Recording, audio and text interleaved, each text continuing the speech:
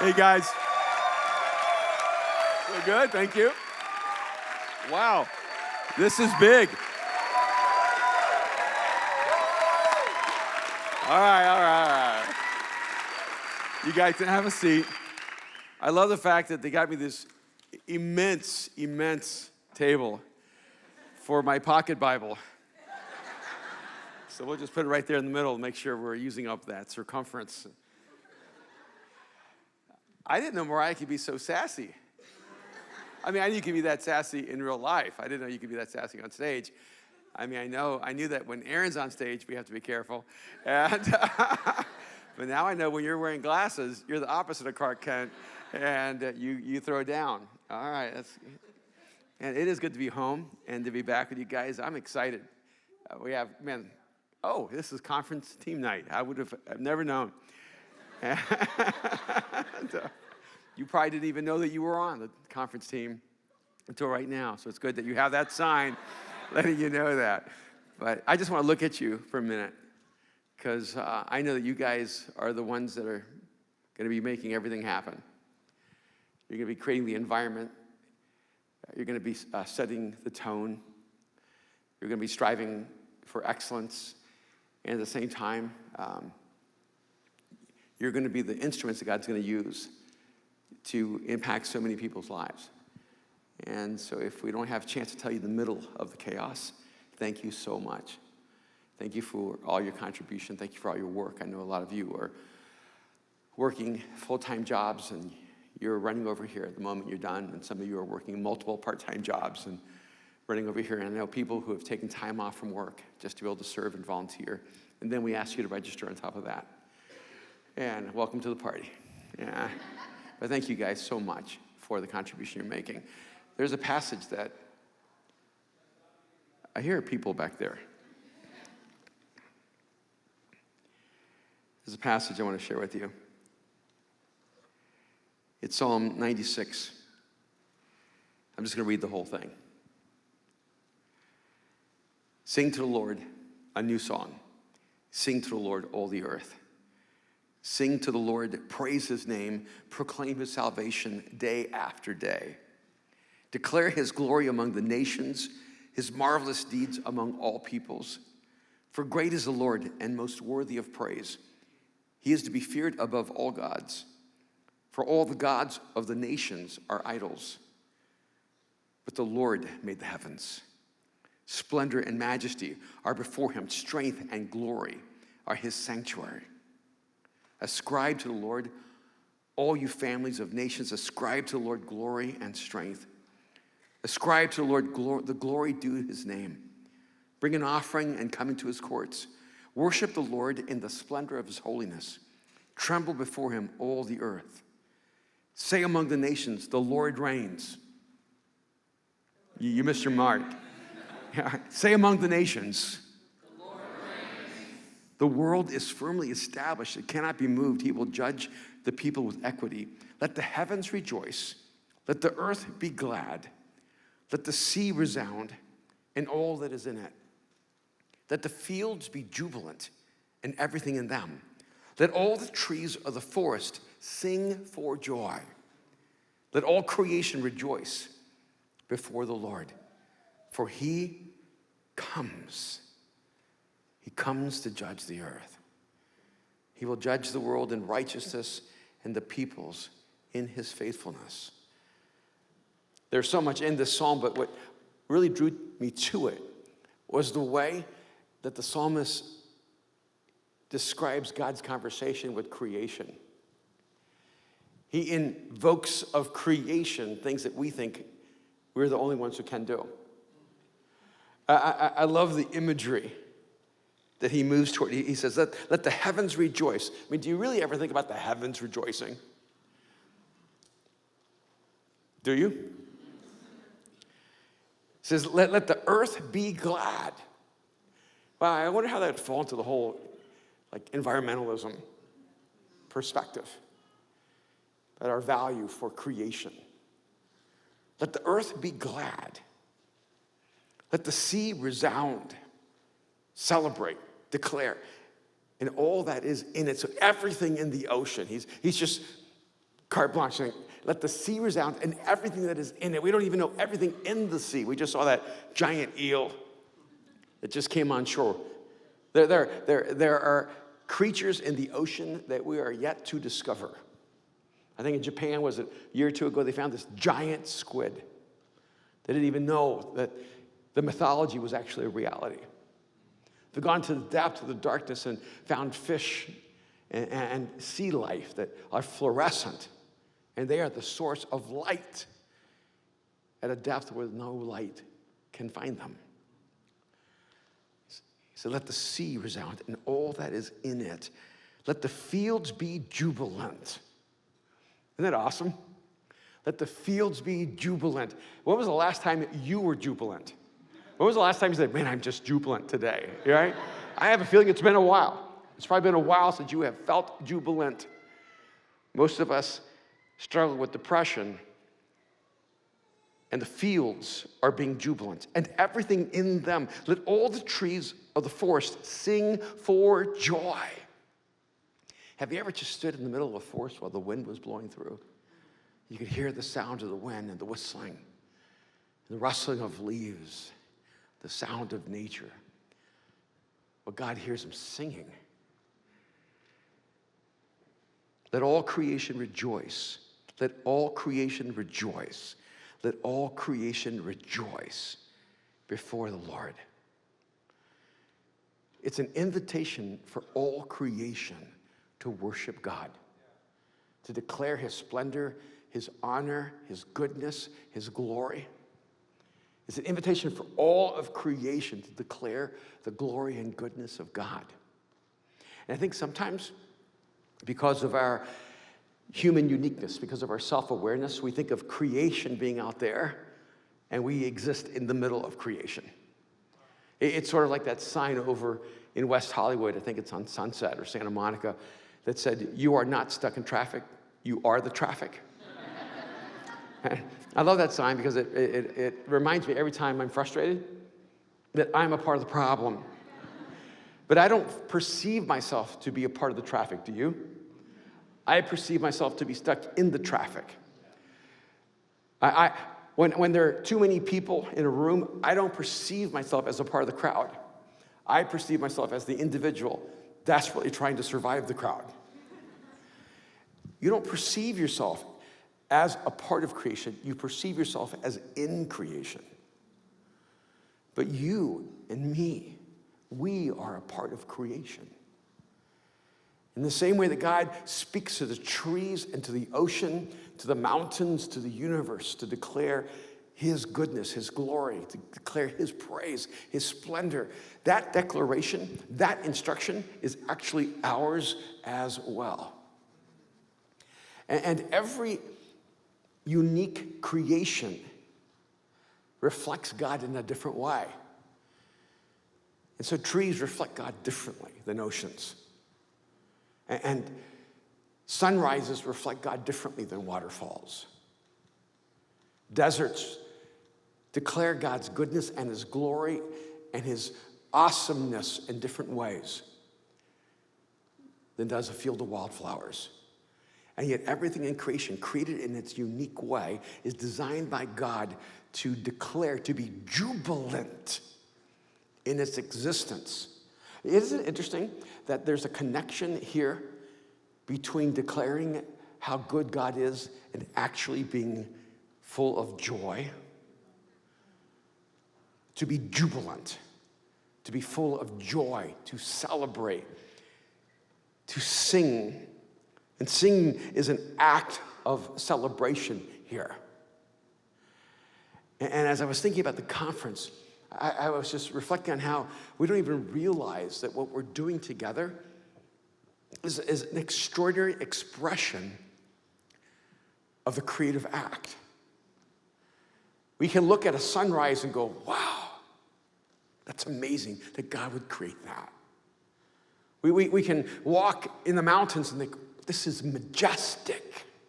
But I want you to realize that the work you're doing right now, and even the event we're creating next week that we call Mosaic Conference, it is an act of declaration.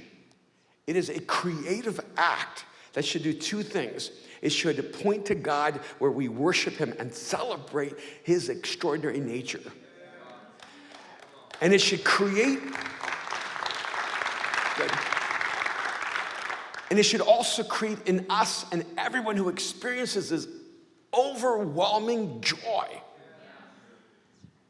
So when you're serving, realize that you are emitting the essence of the creator of the universe and doing what nothing else in creation can do. Reflecting God in the way he created you to reflect him. I was sitting there thinking to myself, I wonder how far the farthest star is. Because we know that what we experience in the light that comes from those stars is this phenomenon where those stars no longer exist. They have ceased to exist, but they're so far away that light is coming to us now. And so I found it. It says the furthest known star, not the furthest star, but the furthest known star, other than Elvis. The furthest known star in the universe is probably in the distant galaxy Abel, 1835, IR 1916. I don't think that name's going to catch on. Which lies some 13.2 billion light years from Earth. 13.2 billion light years. That's before all of us were born, even me. 13.2 billion. That means that God created something that ceased to exist probably billions of years ago. And it's still speaking now. It reminds me of what the scriptures tell us about Enoch. It says that Enoch was no more, but his life still speaks. Enoch is like a star in a distant galaxy whose light is still emitting a force of nature long after he's left us. There's this powerful realization. We don't see it because we're inside of creation. We don't see it because, like fish are unaware of water, we are unaware of how glorious we are in our creation. We're swimming in glory and we cannot see it. And you know how I know you can't see it? How many of you were afraid this week about something? Anybody? How many of you were anxious about something this week? How many of you felt lonely this week? How many of you felt discouraged this week? How many of you felt like you were not enough this week? Should we go on? You know what that's like? You know what that's like? You as a human, created in the image of God, you as a human, enveloped in the presence of the creator of the universe, you feeling discouragement, you feeling depression, you feeling despair, you feeling fear, you feeling anxiety, you feeling loneliness is like a fish suffocating in the middle of the ocean. Somehow being convinced that it cannot breathe.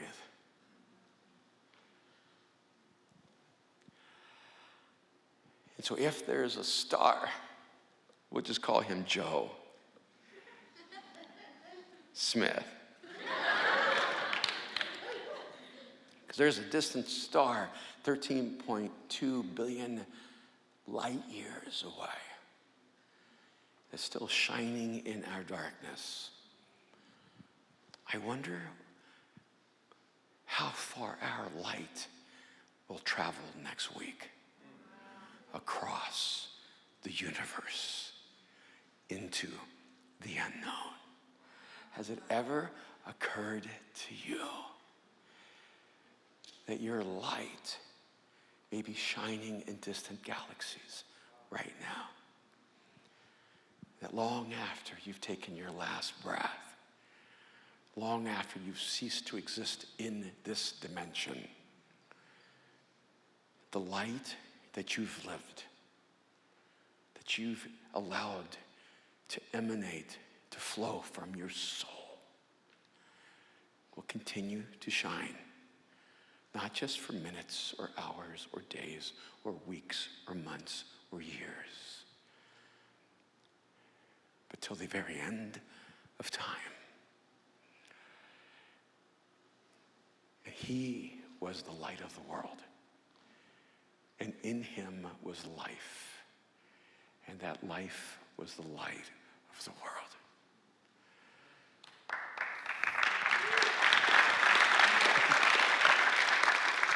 Does any of us think that Jesus' light has gone out? No.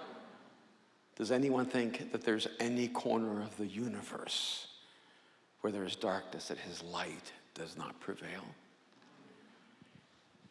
And then he's the one who looked at you and said, you are the light of the world.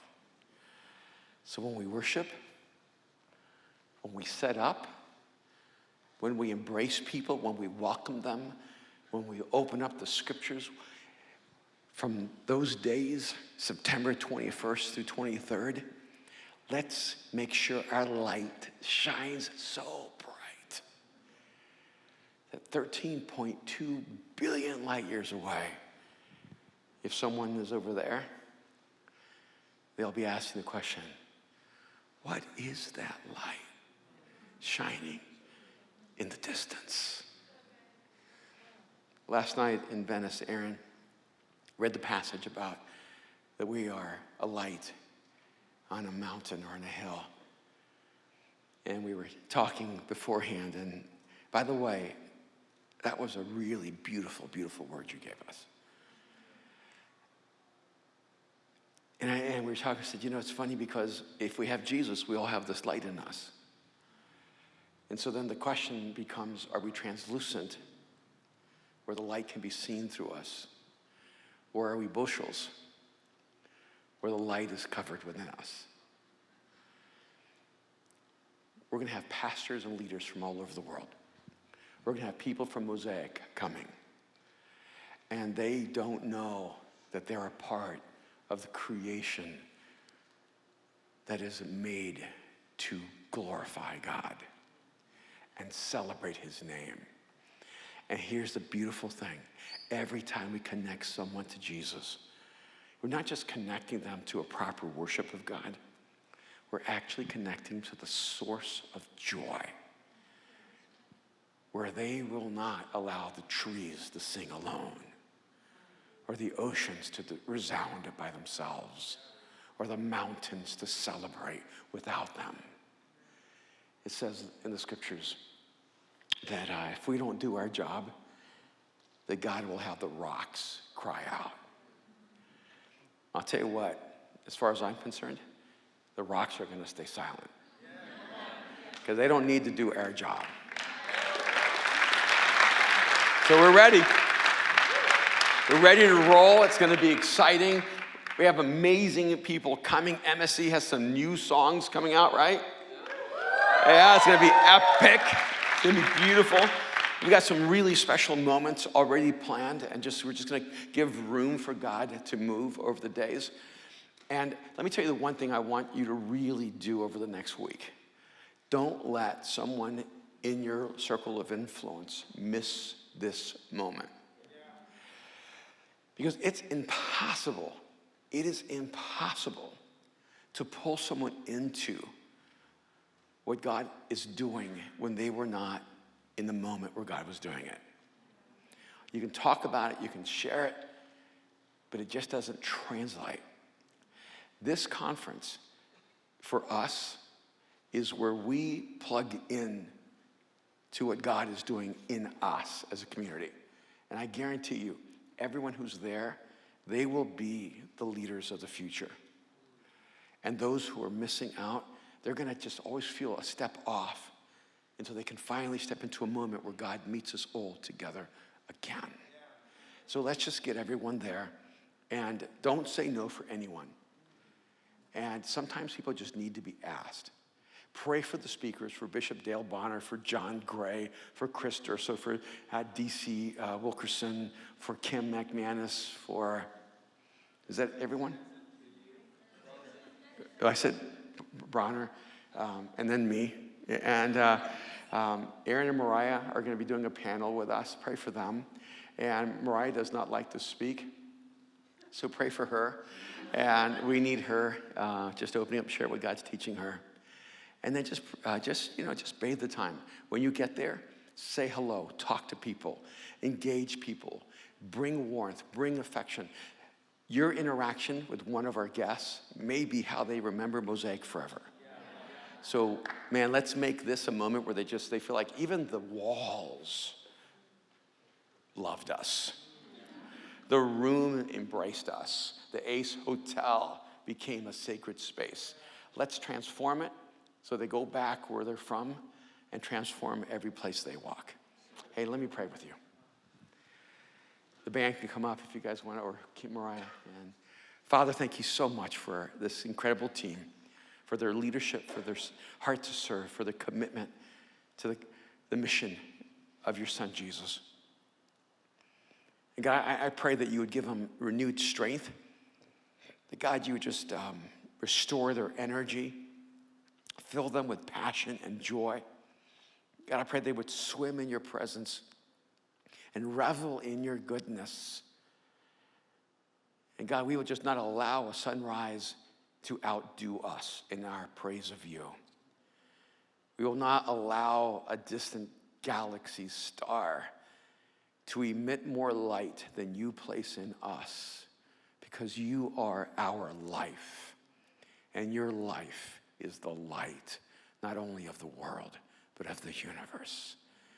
So Jesus, we take this moment and our theme into the unknown, and we invite you to do just that.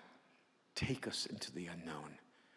Make us pioneers. Make us explorers. God, take us where no one has ever gone before. God, bring us into a life. Take us on a journey that cannot be lived, that cannot be walked without your presence and your power. Jesus, we want to cross the line of the possible into the impossible.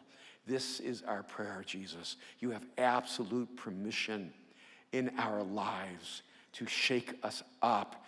And God, just detach everything we hold onto for security and safety, and to move us into a future that only you could imagine. This is our prayer in Jesus' name. Amen. God bless.